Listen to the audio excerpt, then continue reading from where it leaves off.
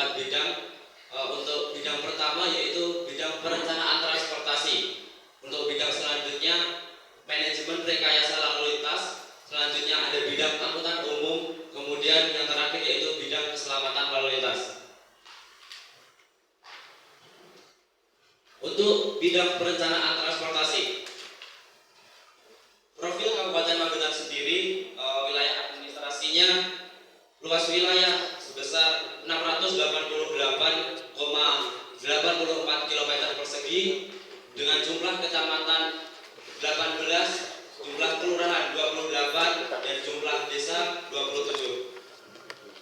Untuk batas administrasi Kabupaten Magetan sendiri, di sebelah utara Kabupaten Magetan berbatasan langsung dengan Kabupaten Ngawi, dan di sebelah selatan berbatasan dengan Kabupaten Ponorogo dan juga Kabupaten Wonogiri. Untuk di sebelah timur berbatasan dengan Kabupaten Madiun dan juga Kota Madiun. Untuk di sebelah barat berbatasan dengan Jawa Tengah, yaitu khususnya Kabupaten Karanganyar. Untuk demografi dari jumlah penduduk di Kabupaten Magetan dengan total 692.553 jiwa dengan rincian pria 343.095 jiwa, wanita 355.473 jiwa. Berikutnya, peta zonasi Kabupaten Magetan. Pembagian zonasi Kabupaten Magetan ini terbagi menjadi dua, yaitu zona internal dan zona eksternal. Di Kabupaten Magetan ini, zona internalnya ada 19 zona dan zona eksternalnya ada 6 zona. Dan di zona 1 ini merupakan zona CBD atau pusat kegiatan yang terdiri dari kelurahan Mangkujayan, Bulukerto, Tambran, Kopolerjo, Dinginanggung, Kebenagung, Magetan, dan Sukawinangun. Selanjutnya untuk peta titik exit point. Jadi ini peta exit point yang kami kaji, yaitu sejumlah 8. Untuk titik exit point yang pertama berada di Jalan Raya Tawangmangu Pelausan yang berbatasan dengan zona eksternalnya Kabupaten Karanganyar. Kemudian Jalan Raya Panean yang berbatasan dengan zona eksternal yaitu Kabupaten Ngawi. Untuk exit point 3, Jalan Raya Mospati Ngawi yang berbatasan dengan Kabupaten Ngawi zona eksternalnya. Kemudian Jalan Raya Kajang yang berbatasan dengan Kabupaten Madiun yang berada di Kecamatan Kartoharjo. Untuk exit point 5 di Jalan Raya Mospati Madiun berbatasan dengan zona eksternal yaitu Kabupaten Madiun. Untuk yang exit point 6 di Jalan Raya Madigondo berbatasan dengan Kabupaten Madiun. Exit point 7 Jalan Lembean Parang dengan exit point zona eksternal Kabupaten Ponorogo. Dan yang terakhir yaitu Jalan Poncol Pempelem yang berbatasan dengan Kabupaten Wonogiri. Untuk pola pergerakan di Kabupaten Magetan sendiri, untuk pola pergerakan internal atau perjalanan orang yang berada di wilayah Kabupaten Magetan, yaitu dengan jumlah 2.007.987 perjalanan per hari. Selanjutnya untuk perjalanan internal eksternal atau perjalanan yang berasal dari wilayah Magetan menuju keluar wilayah Magetan dengan jumlah 94.450 perjalanan per hari. Kemudian perjalanan eksternal atau perjalanan yang hanya melewati Kabupaten Magetan dengan jumlah 12.822 perjalanan per hari. Kemudian ada perjalanan eksternal internal, yaitu perjalanan yang berasal dari wilayah luar Kabupaten Magetan yang menuju ke wilayah Kabupaten Magetan dengan jumlah 86.065 perjalanan per hari. Selanjutnya berikut adalah peta odematrik Kabupaten Magetan. Jadi odematrik ini merupakan perjalanan dari zona asal ke zona tujuan, di mana distribusi perjalanan tertinggi yaitu di zona 1 sebagai CBD menuju ke zona 2 dengan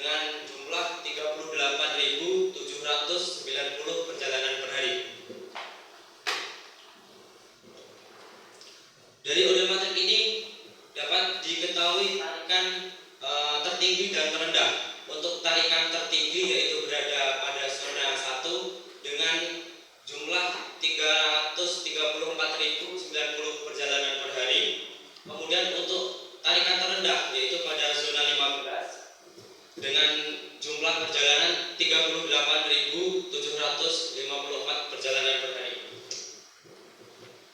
Selanjutnya untuk bangkitan tertinggi yaitu pada zona 1 dengan jumlah 332.105 perjalanan per hari. Kemudian untuk bangkitan terendah yaitu terletak pada zona 11 dengan jumlah perjalanan yaitu 45.412 perjalanan per hari.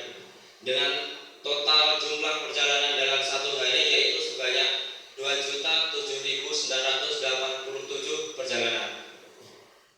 Selanjutnya, peta desa lain. Terlihat pada gambar di atas bahwa bangkitan zona tertinggi terletak pada zona 1 dan bangkitan zona terendah terletak pada zona 11. Selanjutnya, dalam tarikan zona tertinggi terletak pada zona 1 dan dalam tarikan zona terendah terletak pada zona 15.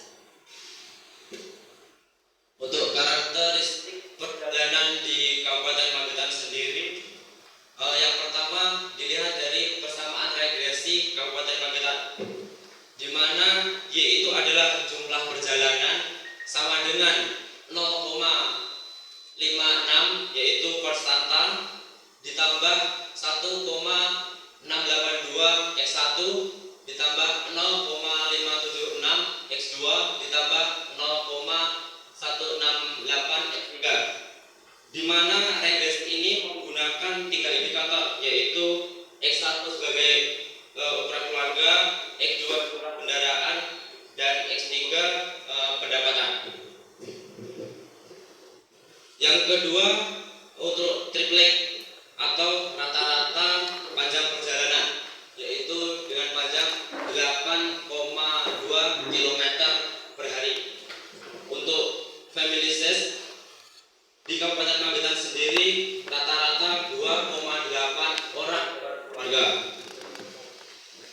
Selanjutnya untuk triplet atau rata-rata perjalanan yaitu sejumlah 2,9 perjalanan per hari. Selanjutnya, beralih ke bidang manajemen rekayasa lalu lintas.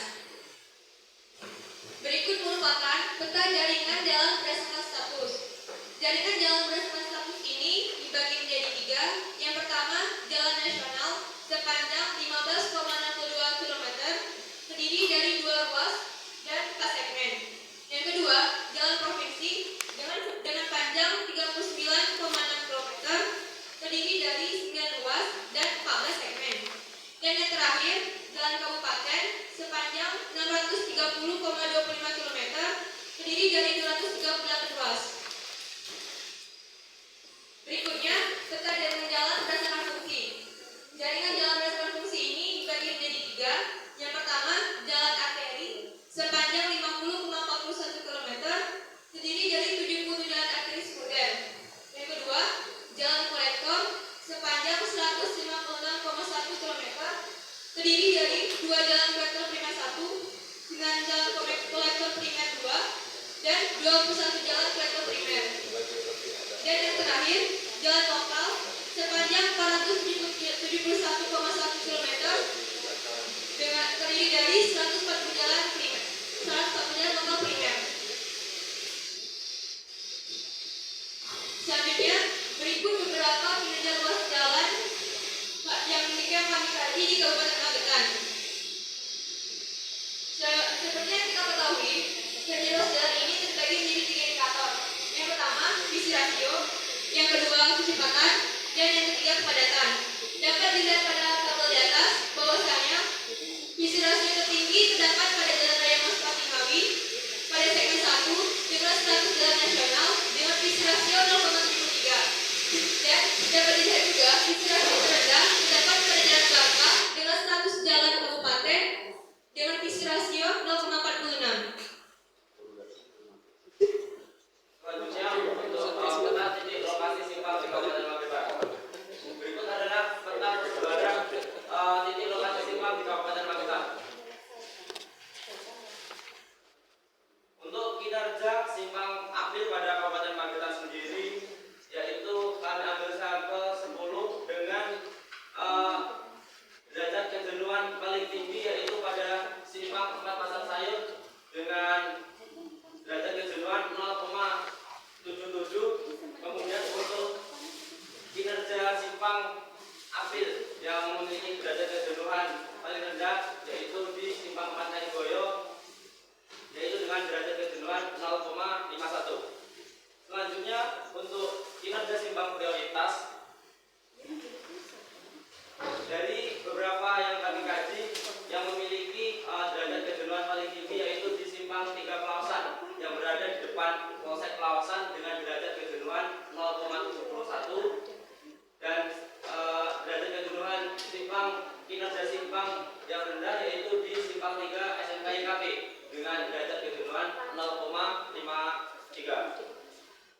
Selanjutnya, kita beralih ke bidang angkutan umum. Angkutan umum di Kabupaten Magetan ini terbagi menjadi dua, yaitu dalam trayek dan tidak dalam trayek. Dalam trayek terdiri dari 5, angkutan umum dalam trayek ini terdiri dari 5. Yang pertama, angkutan lintas batas negara dengan ketersediaan tidak ada. Dan yang kedua, angkutan antar kota antar provinsi dengan ketersediaan di Kabupaten Magetan ini ada dengan 18 PO dengan jumlah armada 217 armada. Yang ketiga, angkutan antar kota dalam provinsi ketersediaan ada dengan 4 PO dan jumlah 39 armada. Yang keempat, angkutan perkotaan dengan ketersediaan ada dengan 4 trayek dan jumlah 23 armada. Keterangan tidak ada penetapan wilayah perkotaan di Kabupaten Magetan dan tidak ada SK penetapan trayek angkutan pedesaan. Dan yang terakhir, angkutan pedesaan dengan ketersediaan ada dengan armada 7 trayek dan jumlah armada 78 armada dengan keterangan tidak ada SK penetapan angkutan pedesaan. Kemudian untuk angkutan umum tidak dalam trayek di Magetan angkutan umum tidak dalam trayek terbagi menjadi 4, yaitu angkutan umum dengan menggunakan taksi. Untuk di Magetan sendiri ketersediaannya tidak ada. Kemudian angkutan orang dengan tujuan tertentu, untuk ketersediaan di Kabupaten Magetan sendiri ada dengan jenis charter, antar jemput, angkutan sekolah, dan angkutan online. Selanjutnya untuk yang ketiga yaitu angkutan orang untuk keperluan pariwisata. Untuk ketersediaan di Kabupaten Magetan sendiri tidak ada. Kemudian ada angkutan orang di kawasan tertentu dengan ketersediaan di Kabupaten Magetan tidak ada. Selanjutnya, peta jaringan trayek angkutan perkotaan. Trayek angkutan perkotaan di Magetan terdiri dari 4. Yang pertama, line A, merupakan dari Terminal Magetan ke SMK YKP. Yang kedua, line B, dari Terminal Magetan ke Pasar Baru. Dan yang ketiga, line C, dari Terminal Magetan ke Sukomoro. Dan yang terakhir, line D, dari Magetan ke Terung. Kemudian untuk peta jaringan trayek angkutan perdesaan di Kabupaten Magetan sendiri terbagi menjadi 7 trayek angkutan perdesaan, di mana trayek pertama yaitu melayani dari Terminal Magetan menuju Sarangan dengan melewati Pelausan. Kemudian trayek nomor 2 yaitu dari Terminal Magetan menuju Parang. Trayek ketiga dari Terminal Magetan menuju Jabung dengan melewati Panean. Trayek yang selanjutnya yaitu dari Terminal Magetan ke Lembeyan dengan melewati Goragareng. Kemudian trayek dari Terminal Maspati menuju Sarangan dengan melewati Magetan. Selanjutnya ada trayek dari Maspati menuju Goragareng, dan yang terakhir trayek dari Terminal Magetan menuju Goragareng. Berikut adalah peta titik lokasi terminal di Kabupaten Magetan sendiri. Untuk terminal di Kabupaten Magetan terbagi menjadi 2, ada terminal tipe B dan juga terminal tipe C. Untuk terminal tipe B sendiri di Kabupaten Magetan ada terminal Maspati dan terminal Magetan. Untuk terminal tipe C di Kabupaten Magetan ada 4. Yang pertama yaitu terminal tipe C Panean, terminal Pelausan, kemudian ada terminal Kawedanan, dan satu lagi terminal Parang. Untuk persebaran titik lokasi halte di Kabupaten Magetan digambarkan dalam peta. Untuk titik lokasi halte, yang pertama itu ada halte di SMAN 1 Magetan, kemudian sampai nomor 12 di halte SMPN 1 Panean dengan visualisasi halte seperti gambar. Berikut ke bidang keselamatan lalu lintas. Di sini kami menganalisis kecelakaan dan lalu lintas 5 tahun terakhir dimulai pada tahun 2019 sampai tahun 2023. Dapat dilihat pada tabel bahwa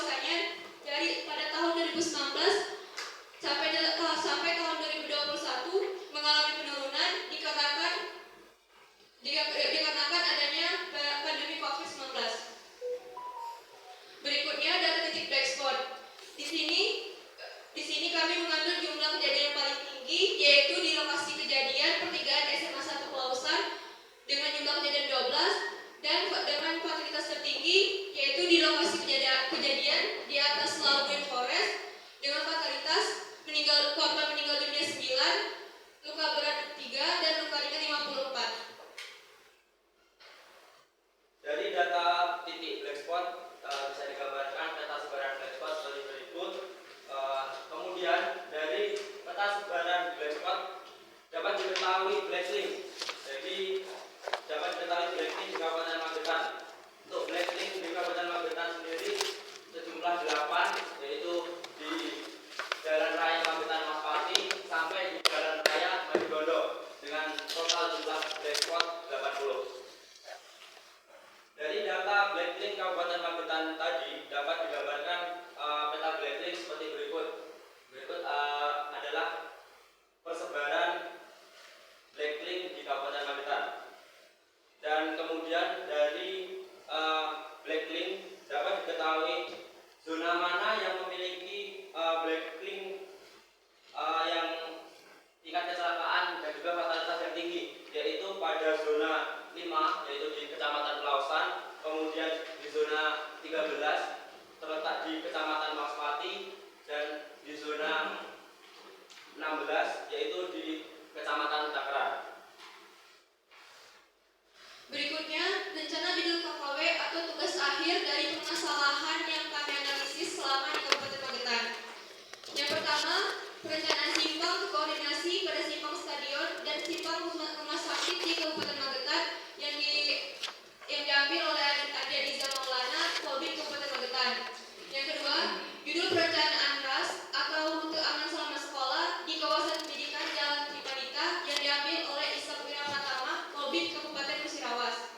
Yang ketiga, perencanaan ras di kawasan pendidikan Jalan Mungisidi yang diambil oleh Vera Indah Valeska, Polbid Kabupaten Simole.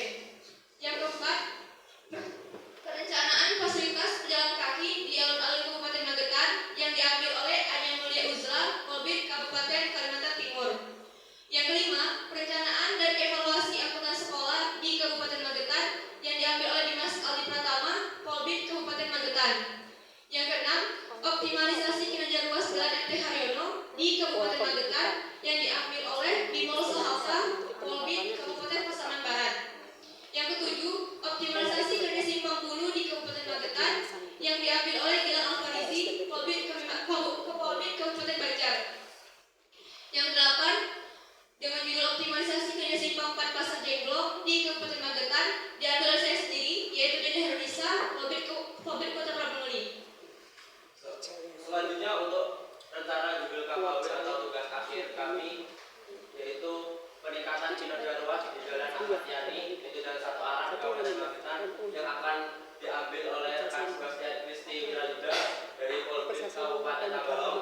Kemudian peningkatan kinerja lalu lintas pada ruas jalan Tripandita di Kabupaten Magetan yang rencana akan diambil oleh rekan Mira Mutiara Purba dari Polbid Kabupaten Batubara. Kemudian ada evaluasi fasilitas halte pada trayek angkutan pedesaan di Kabupaten Magetan yang akan diambil oleh Regita Sari yang berasal dari Sekolah Pembibitan Kabupaten Magetan. Kemudian evaluasi kinerja angkutan pedesaan di Kabupaten Magetan yang rencana akan diambil rekan Nur Aisyah yang dari Polbid Kabupaten Siak. Selanjutnya ada evaluasi tarif angkutan pedesaan di Kabupaten Magetan yang rencana akan diambil oleh Iqbal Auli Akbar yang berasal dari Polbid Kabupaten Magetan. Selanjutnya ada optimalisasi terminal tipe C di Kawedanan yang rencana akan diambil rekan Handoko Andi Prasetyo yang berasal dari Kabupaten Polbid Kabupaten Tanah Tidung. Selanjutnya peningkatan keselamatan pada kawasan wisata di ruas jalan raya Serangan yang akan diambil rekan Caifin yang berasal dari Pola Pembibitan Kabupaten Agam, Sumatera Barat. Selanjutnya yang terakhir yaitu ada inspeksi keselamatan pada ruas jalan Maspati Magetan, yaitu khususnya di depan Pasar Tinap di Kabupaten Magetan yang rencana akan diambil oleh rekan Kevin Kurniawan yang berasal dari Polbid Kabupaten Gunung Provinsi Jambi. Berikut adalah paparan dari kami. Terima kasih. Apabila ada salah kata, mohon maaf. Assalamualaikum warahmatullahi wabarakatuh. Terima kasih kepada tim PKL Kabupaten Magetan yang telah memberikan penyampaian hasil laporan umum. Hadirin yang saya hormati, selanjutnya sesi tanya jawab dan diskusi. Kepada para tamu undangan yang ingin memberikan pertanyaan dan saran, kami persilakan dengan segala hormat.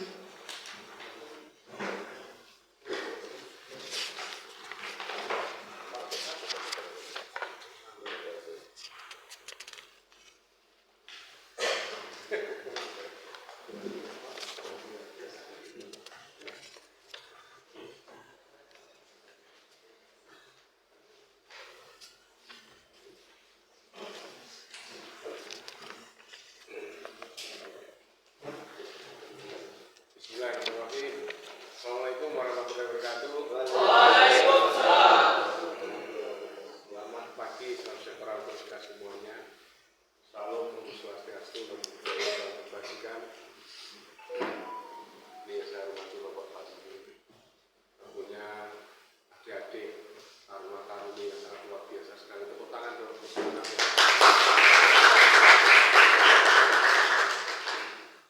Pertama, saya memohonkan maaf sebenarnya hari ini beliau Bapak Pejabat Bupati Magetan akan berkenan hadir secara pribadi karena katanya beliau juga kangen seperti adik-adik ini. Namun karena ada suatu hal yang benar-benar tidak bisa ditinggalkan, sehingga beliau memerintahkan saya untuk hadir sama adik-adik semua pada saat ini. Pertama diucapkan banyak-banyak terima kasih. Ternyata sudah 3 bulan Pak Ruli ya di sini adik-adik luar biasa sekali. Ada yang asli dari Magetan 4. Siapa? 4. Magetannya mana? Siap, izin, Panean, Pak. Manean? Siap. Bisanya di mana? Siap, bisa tuli, Pak. Dekat Pak, kalau tur itu dekat kota. Tidak begitu bisa. Siapa? Yang kedua? Siapa? Dari Panean, Pak. Panean juga? Giliran, Pak. Giliran? Siapa? Nah, kita otot bisa sih. Siapa? Selanjutnya? Siapa dari Takran? Takran. Takran mana? Siapa Takrannya Mangu, Pak? Mangu. Siapa ya, Pak? Mangu itu masuk Magetan ya? Masuk. Dikit lagi. Nah, kejukuan kan? Desa Mangu, Pak. Desa Mangu. Kecamatannya Takran. Siapa ya? Oh, kepala desa Mangu gitu. Siapa ya, Pak? Oh iya, wis. Masih satu kan? Siapa? Ya Pak, sini Pak. Dari? Siap dari Kecamatan Purworejo Pak. Dari Wilayah Daerah Pak. Oh iya. Ini kota Pak. Oh. Makanya agak berisik. Yang penting tetap semangat bahagia ya. Yang penting itu. Jadi apapun adanya, ketika adik-adik ini belajar adalah semangat dari dalam sini. Semangatnya harus dari dalam. Ya. Ketika semangat dari dalam itu sudah muncul, akhirnya aura Anda akan muncul juga. Tentunya aura positif. Karena belajar di STTJ ini kan juga ada main-main, dan akan diharapkan oleh masyarakat, oleh pemerintah untuk terutama Pak Kasat dan saya kerja dengan Pak Kasat. Apalagi nanti yang bekerja di Magetan. Jadi kan tahu sekarang yang dikaji dan diteliti kan di Magetan kan. Spot-spot mana yang harus dikaji dan diteliti, yang analisis datanya. Hanya saya berharap ya Magetan pada kondisi-kondisi saat ini mungkin ada yang merasakan tidak begitu hirup pikuk dan kreditnya kan. Nah, tapi pada momen-momen tertentu ada spot tertentu itu kan memang membutuhkan sebuah konsentrasi rekayasa lalu lintas. Betul. Ini Pak Kasat ini kemarin juga ada pulang-pulang kan. Waktu di Sarangan, Tawaman, dan segala macam ini spot itu. Nah ini perlu satu strategi yang sangat matang karena Magetan itu kan bisa diukur jumlah kendaraan berapa, ruas jalan berapa, ini kan sangat mudah untuk diukur kan. Terus bagaimana sih kabupaten di kota ini bisa ruas jalannya bisa untuk mengacu pada peningkatan ekonomi kerakyatan, paling penting di situ kan. Ketika jalan Anda itu aman, indah dan segala macam tapi ekonomi tidak berkembang, ini suatu kecelakaan. Nah untuk itu saya tidak menanyakan, saya hanya sedikit menambahkan aja, saya titip untuk kajian adik-adik semuanya, coba juga orientasinya adalah untuk peningkatan ekonomi kerakyatan. Karena sangat penting sekali. Bagaimana kita kalau ekonomi kita itu tidak kuat, kita bisa menyajikan jalan mereka dengan baik. Jadi dukungan kan juga nggak ada. Kembalinya semuanya ke ekonomi.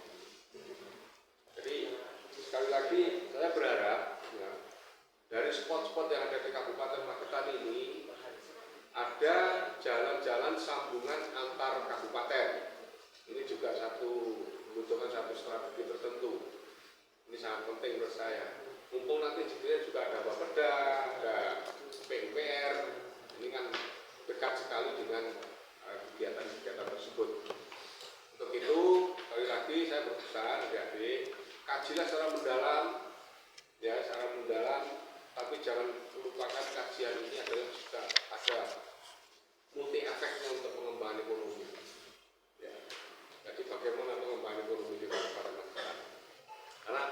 ketika jalan yang Anda kaji itu nanti kita aplikasikan baik dan proyeksi kedepannya juga mengacu pada pertumbuhan ekonomi, tentunya kita juga berharap investor juga akan datang di Kabupaten Magetan.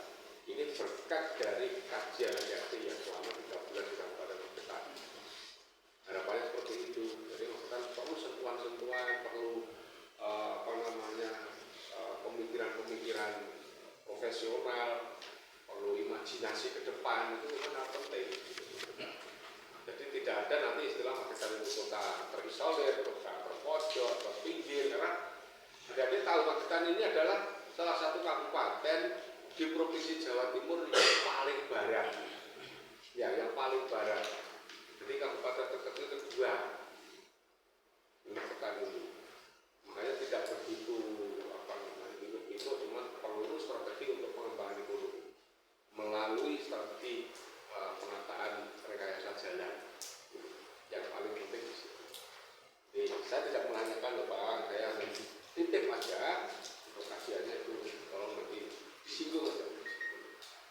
Saya berharap nanti ke depannya adik-adik juga jangan melupakan Magetan gitu. Jangan lupa dong. Berarti ini lupa ya.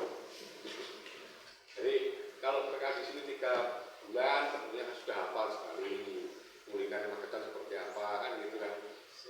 Temennya yang di Magetan masa nggak jam muter-muter. Sudah muter semua toh? Kalau enggak dosol. Jam muter-muter yang jauh-jauh ini.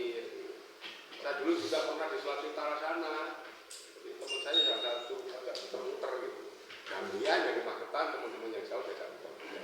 Biar kenal Magetan. Tuh, kalau sudah kenal, nanti kan teringat. Ya, jadi itulah kulinernya itu, tempat wisatanya itu, model jalannya seperti itu, struktur dan kultur budaya seperti ini. Ini sangat penting sekali yang dipahami semua. Nah, Magetan itu unik, Magetan itu Mataraman. Paham Mataraman nih? Mataraman kan? Kayak Mataraman itu budaya. Jadi kita berimbas dari budaya Mataraman itu, Mataraman versi Jawa Tengah, Jogja, Solo, versi kerajaan-kerajaan itu. Jadi kita mewarnai sekali di Kabupaten Magetan. Jadi karena mayoritas pendiri Kabupaten Magetan itu adalah tokoh-tokoh Mataram, tokoh-tokoh Jawa Tengah, Jogja, tokoh-tokoh di situ. Makanya orang Magetan kan kalem-kalem gitu, sopan-sopan kan gitu kan. Contoh Magetan. Kalau anak Magetan tidak sopan, ya bukan Magetan, dari turunan liane kan. Jadi itu. Dari saya itu, adik-adik semuanya, sekali lagi semangat, tetap semangat, wujudkan bahwasannya generasi muda seperti adik-adik ini tidak ada duanya, tetap berdepan, luar biasa. Terima kasih. Mohon maaf. Wassalamualaikum warahmatullahi wabarakatuh. Waalaikumsalam.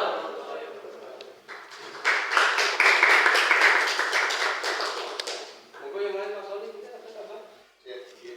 Assalamualaikum warahmatullahi wabarakatuh. Waalaikumsalam. Selamat pagi, salam sejahtera berkasih yang Pak Asisten, Bapak Ibu Samping, Pak Kadis dan jajaran semuanya, sama adik-adik Taruna. Tadi disebutkan di situ katanya langsung aja ya. Yang kaitannya dengan jalur black spot. Tentunya jalur black spot ini harus diperhatikan ya, diperhatikan lebih daripada jalur yang lain.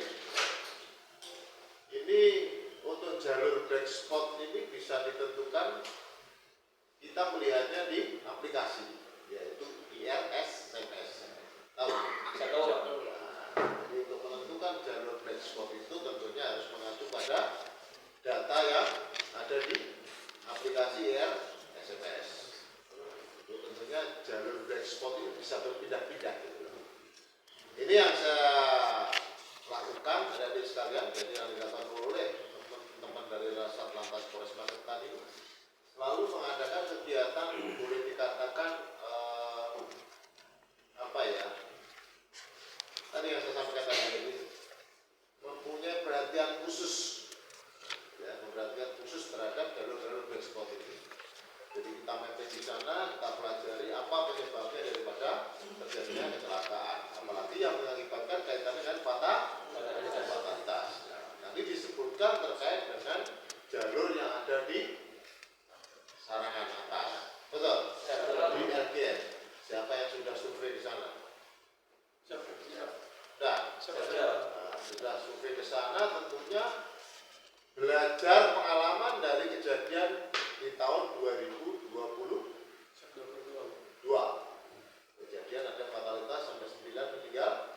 Ya, betul. Nah, sudah lokasi titiknya, key point-nya, jatuhnya kendaraan di mana dan mengerti. Sudah mengerti ya. Nah, itu silakan, itu bisa dibuat bahan untuk dikaji. Jadi apa yang dibutuhkan di sana biar tidak terjadi kecelakaan yang berakibat fatalitas tinggi. Seperti itu. Nah, ini sudah kami kaji dan sudah kami ajukan permintaan itu kaitannya dengan dan itu kan perlu sekali di situ. Ini terbukti dengan adanya di atasnya tempat kejadian yang dulu itu pernah terjadi kendaraan yang remnya blok dari atas menghantam daripada roll barrier yang malah di situ nggak sampai jatuh ke jurang. Nah, ini memberikan di berapa meter, di titik mana, kilometer dan sebagainya. Paham ya? Terus yang kedua terkait dengan jalur-jalur yang tentunya meski ya, kalau kita lihat saat ini banyak kejadian yang ada di wilayah Takran dan Lembang. Apa penyebabnya di sana? Ya, yang harus kita perhatikan sekarang ini jalur-jalur yang di atas di pedesaan-pedesaan, bapak-bapak, mohon maaf. Ya. Karena saat ini kalau saya lihat di Magetan ini kecil kotanya, wilayahnya juga kecil, tapi kenapa angka kecelakaannya tinggi? Kemarin saya laksanakan kegiatan terkait dengan penindakan secara manual. Jujur aja kemarin kita melakukan kegiatan hunting sistem di situ, Pak Asisten, Pak Kadis dan Bapak-bapak sekalian. Itu banyak sekali yang kita temukan kaitan dengan pelanggaran. Contohnya masyarakat itu sekarang dari luar kota masuk ke Magetan aja banyak yang tidak melengkapi surat-surat itu. Ini benar, itu terjadi. Karena pendidikan saat ini yang digunakan adalah etle begitu kan? Elektronik secara penindakan secara elektronik. Tentunya tidak bisa melihat kelengkapan daripada surat-surat tadi. Kemarin saya coba Pak, dalam waktu 1,5 jam kita menindak kurang lebih sekitar 160 pelanggar. Dari 160 pelanggar 70% itu yang kita tahan adalah kendaraan yang karena tidak disertai dengan itu pun tidak didominasi dari warga lokal saja, dari luar kota, dari Tuban, dari Ngawi, dari Bojonegoro, dari Madiun masuk ke sini dan Tor. Saya tanya coba. Seperti itu Pak. Terus dengan adanya etle yang kita pasang, hanya mendetek kaitannya dengan nomor plat kendaraan itu ada. Banyak yang dipalsukan sekarang ini. Kendaraan yang nggak pernah dipakai selama 6 bulan, tahu-tahu dapat surat cinta, yaitu surat tilang elektronik itu. Akhirnya begitu konfirmasi itu kendaraan saya tidak pernah saya pakai, itu Pak, kendaraan saya impor. Tidak menutup kemungkinan bahwa plat nomor dari kendaraan yang dipunyai dipalsu oleh orang. Ini modus-modus seperti itu sudah mulai. Ya. Terus kemarin juga saya beberapa menemukan kendaraan. Ada yang 5 tahun tidak diperpanjang sama sekali. Ada kendaraan kalau boleh saya katakan bagus, Objes tahun 2018. 5 tahun bapak-bapak ini, jadi tidak diperpanjang bapak ibu sekalian. Jadi kita tangkap 2 hari berikutnya dia membawa BPKB-nya. Ternyata betul-betul kendaraan itu tidak diperpanjang. Seperti itu, ada sekalian itu hal-hal yang perlu dikaji bahwa untuk lalu lintas ini ya memang berkembang ya, problem-problem itu selalu berkembang dan selalu ada. Jadi kita ini hanya masukan saja, mungkin untuk bahan kajian juga kaitannya dengan tingkat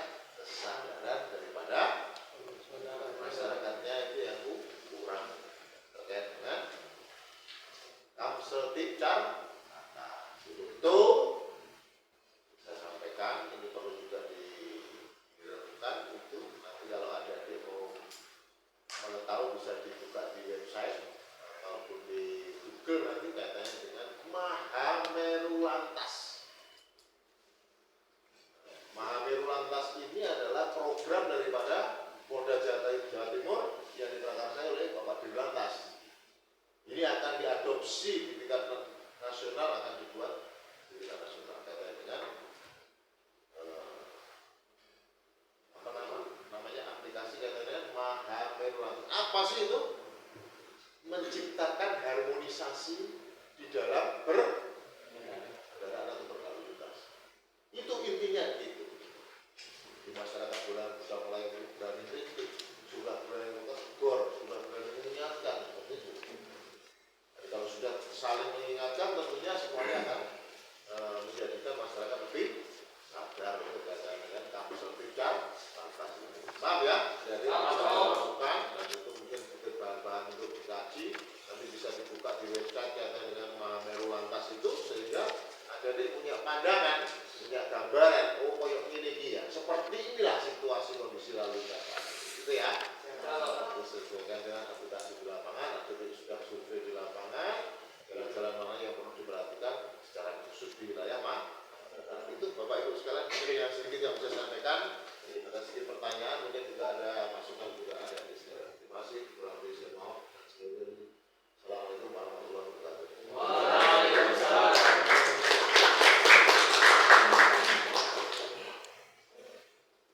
Dari PU ada?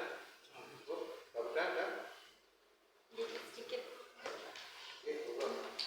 Dari Pak Bunda ada ini. Ya.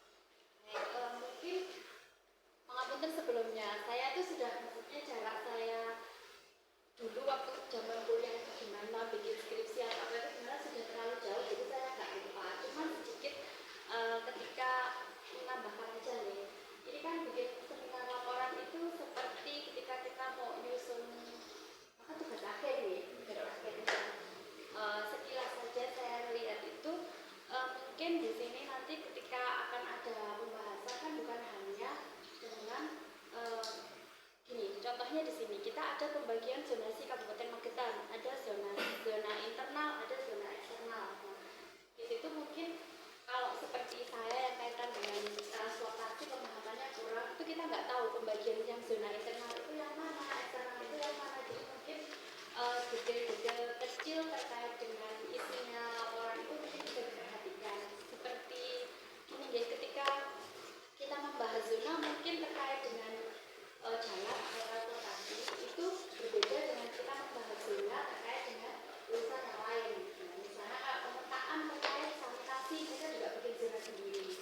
Pemetaan lagi terkait apa mereka juga bikin zona sendiri. Jadi ketika kita membahas zona, kalau yang membahas itu internal itu paham ya pembagian zonanya seperti apa. Tapi ketika itu sudah secara umum mungkin berbeda pembagian zona-zonanya. Itu kemudian ketika dilakukan survei mungkin bisa disampaikan tipikal survei apa yang dilakukan misalnya door to door atau itu kita surveinya di seperti pangapunten di tempat kami itu kita pernah mengadakan kajian bangkitan kalian terkait dengan yang interchange tol. Kita kan dulu pernah ada keinginan untuk membuka exit tol di mana itu? Pasti Kartaharjo yang alhamdulillah sampai sekarang belum ada titik temunya, belum ada kejelasannya begitu. Nggih Pak, sebenarnya sudah berjuang sedemikian rupa tapi nggih mungkin belum waktunya kita buka itu di exit tol itu mungkin dengan berbagai pertimbangan itu sebagai salah satu persyaratan dari Kementerian PU itu juga mereka minta ada kajian bangkitan tarif.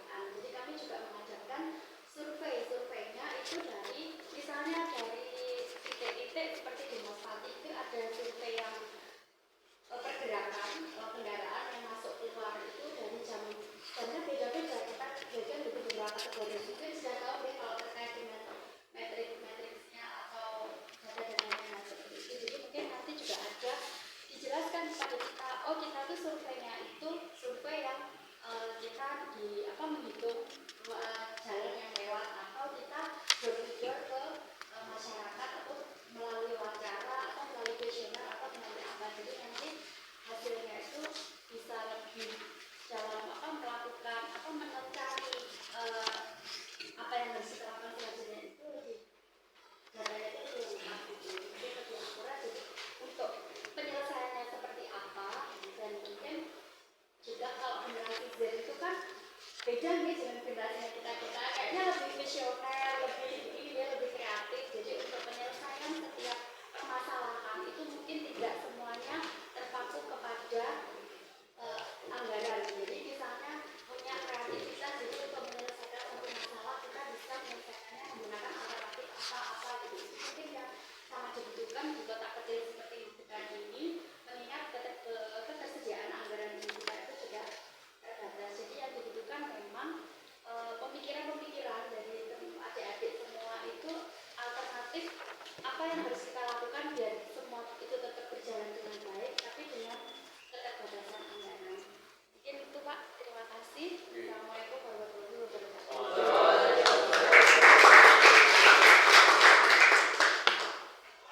Yang terakhir mungkin perhubungan ada tambahan enggak? Ada? Enggak, silakan dijawab dulu kali Pak. Ya, dijawab dulu. Biar ada Pak Lali kira ke masalah ini. Tidak mau cukupkan. Ya, siap. Assalamualaikum warahmatullahi wabarakatuh.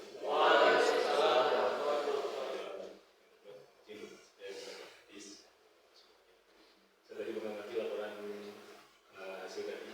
Saya ada dua hal yang ingin saya bertanya, mungkin bisa juga sebuah kajian. Yang pertama, kebetulan saya di bidang prasarana yang menangani terminal. Kita disebut optimalisasi terminal bawah sadar. Pertanyaan saya pertama adalah mungkin nanti tidak harus jawab di sini, maksudnya jadikan sebuah kajian. Kenapa ngomongnya terminal bawah sadar? Karena di Magetan ini ada 4 terminal tipe C yang disampaikan. Yang paling optimal itu terminal Kaudana. Yang mana 4 terminal itu yang paling optimal terminal Kaudana. Yang tidak optimal itu terminal Parang dan terminal Panean. Kenapa kok yang diambil yang terminal yang sudah optimal, kok yang terminal yang tidak optimal? Karena dengan aturan undang-undang yang terbaru yang setting itu, sekarang kan tidak ada biaya kendaraan masuk, sudah tidak ada. Ketika tidak ada kendaraan masuk, maka fungsi terminal ini sebagai apa? Kalau di Kawadanan, jadi sedikit saya sampaikan. Optimalnya terminal Kawadanan dalam sisi penghasilan daerah itu karena di belakang terminal Pelausan dan kemudian ada pasar, sehingga yang menjadi PAD tersebut adalah parkir kendaraan karena orang yang berdagang di pasar itu yang membuat keramaian.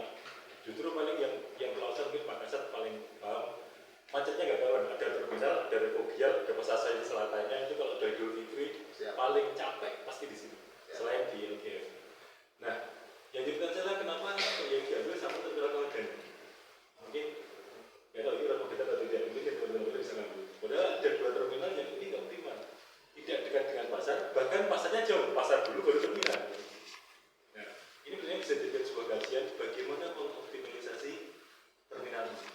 Karena begini, pernah kita rapat dengan Pak Tadi, betul-betul Pak Sekda dari bidang ini mengatakan, oleh aku dari koordinator Kabupaten tak cukupi setahun aku turun ke rumah.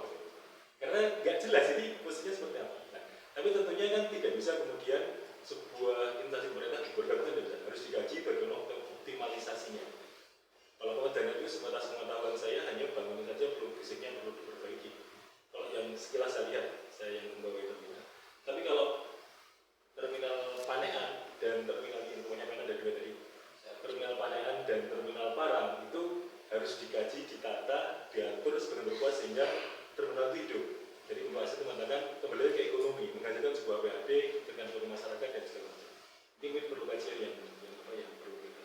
Ini masukkan saja, ataupun dalam saya terkritik, apa yang diambil terminal yang sudah optimal. Walaupun kalau secara fisik nggak bagus-bagus amat, tapi di antara 4 terminal yang paling optimal terminal Kawadan. Kenapa yang dikaji kok enggak terminal yang justru nggak optimal itu? Yang kedua adalah terkait dengan simpang Bulu. Gitu. Ini ada pengiriman, jadi simpang Bulu dengan simpang Sukomoro, Mas, jadi itu agak dekat. Ini bebannya kurang lebih sama, karena arusnya juga kurang lebih sama. Nah itu mirip dengan saya ada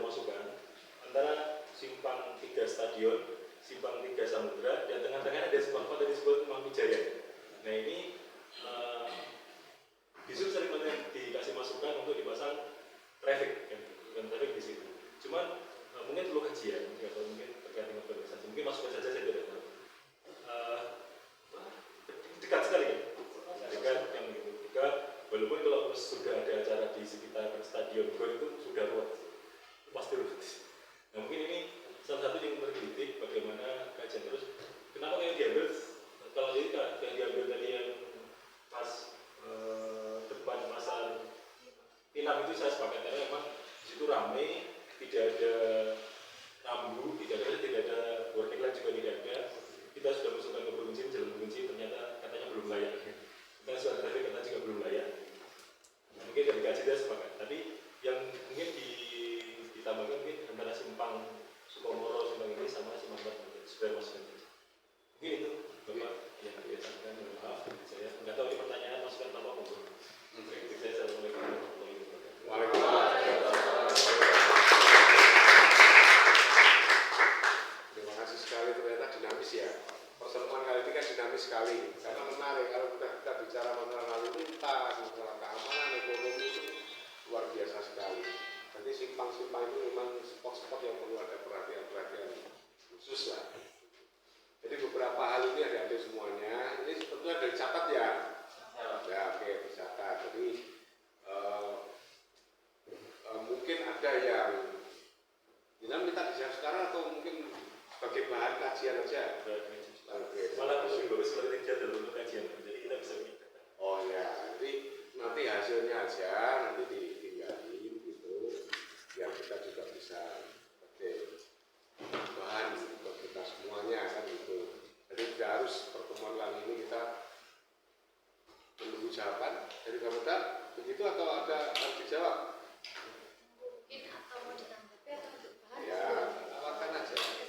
Mungkin adik-adik mungkin ada yang perlu ditanggapi dari ini, silakan. Atau mungkin adik-adik kalau mungkin konsultasi perlu nomor telepon saya? Tidak apa-apa. Ya. 081 233 409 499. Terima kasih Pak. Ya, boleh. 081 sudah 233 409 499 ya. 25 jam. Tidak hanya 8 ya, 25. Ini karena Pak Komunikasi semangat sekali jadi bantu adik-adik semuanya. Kalau enggak komunikasi ya salah lah, banyak masalah yang harus dikaji di situ. Oke, gitu. Jam berapa ini? Gimana Pak Tony? Sudah Mas Pak. Cukup ya? Ya. Jadi akan lebih bijaksana apabila kita nanti mendapatkan hasil dari jawabannya hasil dari pertemuan ini nanti